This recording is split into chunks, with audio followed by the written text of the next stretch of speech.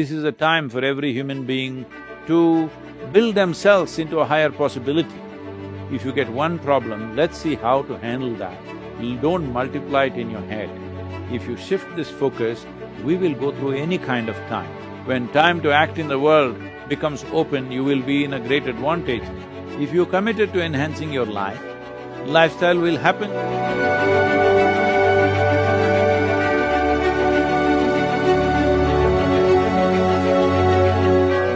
Right now, there is just so much suffering that and you open the TV or the internet or everywhere. How does one cope? I mean, is it the same way, meditation and praying, or is it staying present or your breath? The things you often talk about, are those things relevant? Is there something else people should do right now to just cope, and not lose hope? Young kids are telling me we'll never get a job. What is going to happen to my life? It's like, what would you say to such people? See, one thing is, a whole lot of people in the world go about like they're immortal. Now, mortality is staring in your face like never before, probably. So this is one thing that's upsetting people. We need to understand, if we have to stay sensible, we must be consciously aware. Every moment of our life, if we are aware that we are mortal, we will organize and plan our lives and the little time that we have and the energy that we have in the best possible way. This idea that other people die, no, you and me will die.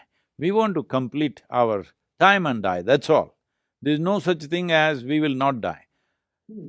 But everybody thinks other people die. No, you and me will die, that goes for everybody. We are all mortal creatures, we are all dying kind, all right? Now with the virus, it's staring in our face, but it was always staring in our face and we were missing the point. Having said that, this is not to be insensitive to the deaths that have happened, loss of dear ones, loss of economic losses, loss of jobs, everything. But we need to understand this. This is a time when mortality is so obvious to everybody. This is a time to understand our focus should be on the nature of our life and the quality of this life. Right now, most people's focus is on their lifestyle. So everybody's crying about the loss of lifestyle. I'm saying if you have life, it's good enough. Lifestyle is just of our times. If all of us were here 1,000 years ago, maybe all of us would be living in huts. Those people that you think in Mumbai are very poor, maybe we would be in same kind of squalor and we wouldn't mind, we thought it's fine, all right? So right now, somebody else is living in a better house, comparing myself to that person, now I suffer my home. This need not be so. Do not be committed to lifestyle. Your commitment should be to make this life as beautiful as possible. If you shift this focus, we will go through any kind of time. We must understand this compared to previous generations of people. There were world wars, there were famines, there were terrible events that happened in the world, and including in India, all right? This generation, we've not seen anything like that. This is a bad one, but still it's a soft ball. If you behave responsibly, it is not going to hit you. However responsible you are, if a war is happening, bombs would, bullets and bombs would just kill you, it doesn't matter where you are.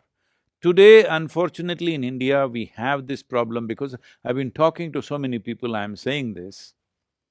People think war means it happens on the border. No, it is happening on the border, it is happening on the border because a few brave men and women are standing there, and because of their efficiency, it is happening only on the border. If they don't stand there, it will be happening in Delhi. If our soldiers are not doing their job well, their soldiers, the enemy soldiers will be walking on the streets, all right? And you know all the terrible things that have happened with the past invasions. Don't forget that. I'm saying that way, as a generation of people, in terms of comforts and conveniences, no generation ever had these kind of comforts and conveniences. No generation had survival better organized than this generation. We just have to make sure nobody starves, that's all. Rest of it is only loss of lifestyle. Don't make big fuss about it. This is a time for every human being to build themselves into a higher possibility, either in your competence, in your emotion, in your thought, in your experience of life, in your joyfulness, in your peacefulness. In every way, please use this time to upgrade yourself. When time to act in the world becomes open, you will be in a great advantage rather than sitting and crying. Right now, WHO is saying that it is not just this pandemic, there is going to be a mental pandemic and there's going to be a suicide pandemic. See, our problem is if we get one problem, we want to multiply it into many. No, if you get one problem, let's see how to handle that. Don't multiply it in your head. Yes, it is a serious issue, it's not a joke. Yes, there is tremendous losses for everybody, but focus on being committed to your life, not to your lifestyle. Then you will see everything will change in many ways.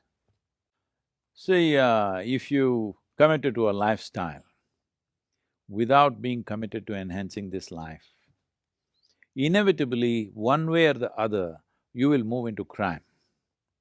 Maybe crime outside of the law or crime within the law, but inevitably you will move into crime once you're committed to lifestyle. If you're committed to enhancing your life, lifestyle will happen according to our competence and in the times in which we live. See, we must understand our lifestyles are all not made by us. Our lifestyles are of the times. See, right now, in 23, 24 hours from India, I'm here in United States. If it was 100 years ago, coming to United States means probably 45, 50 days up and 45, 50 days down, all right? But people are saying this 22 hours of flight is too long. Repeatedly, they're telling me, I said, what is too long? I'm glad it's only 22 hours. Otherwise, people were, sitting on a steamship and going, before that on a sailboat, not even knowing whether they'll get there or not. So I'm saying we are having, as a generation of people, we have the best of everything. Never before humanity has had these kind of things. Now, if we commit to enhancing our life rather than just enhancing our lifestyles, we can become the best generation ever because our survival issues are largely settled. We must understand this. 300 years ago, if you want water in the morning, you had to walk down to the well or river or pond to carry 2 buckets of water. Today, how many young men and women are even capable of carrying 2 buckets of water a mile? Physically capable, they're not anymore. I'm saying. So you open the tap, water comes, hot water comes, cold water comes, everything happens, and you're cribbing and cribbing and cribbing. Please don't crib. Use your life because whether you do something or not, whether you're joyful or miserable, whether you're making something out of yourself or nothing out of yourself, time is rolling away. Time is ticking away. You must understand that since you and me started talking, everybody who's listening and all of us, including you and me, are 47 minutes closer to our grave. If you think about it once in a way, it causes paranoia.